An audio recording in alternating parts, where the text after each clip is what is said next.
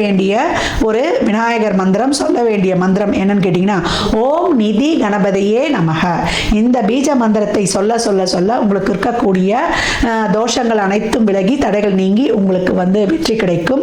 அது மட்டும் இல்லை, நீங்க வழங்கக்கூடிய காளி யாருன்னு கேட்டீங்கன்னா, இதை சொல்லும் போது எல்லாருக்குமே சந்தோஷமா இருக்கும். அந்த காளியை ரொம்ப பேர் போனவங்க. அவங்க கொல்கத்தாவில் உள்ள தக்ஷணேஸ்வரம் காளி. அந்த அம்மா எவ்வளோ பெரிய விசேஷம். கொல்கத்தா காளினாலே உடம்பு மெய் சிலுத்து பேரை சொல்லும் போது அந்த காளியை வழிபடுவது பார்க்கிறவர்கள் போங்க. அப்படி இல்லை அந்த படத்தை டவுன்லோட் பண்ணுவது.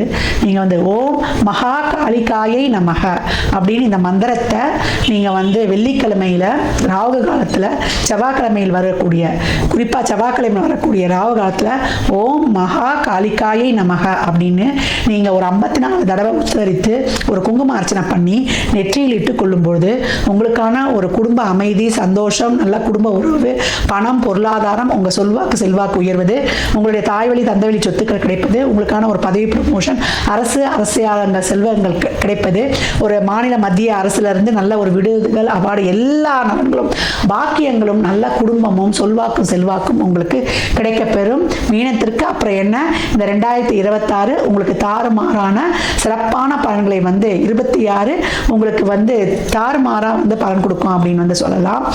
மீன ராசி லக்னத்திற்கு என் நல்வாழ்த்துக்களை தெரிவித்துக் கொள்கிறேன். பெண்கள் இந்த காலகட்டம் உச்சத்தை தொடுவீங்க.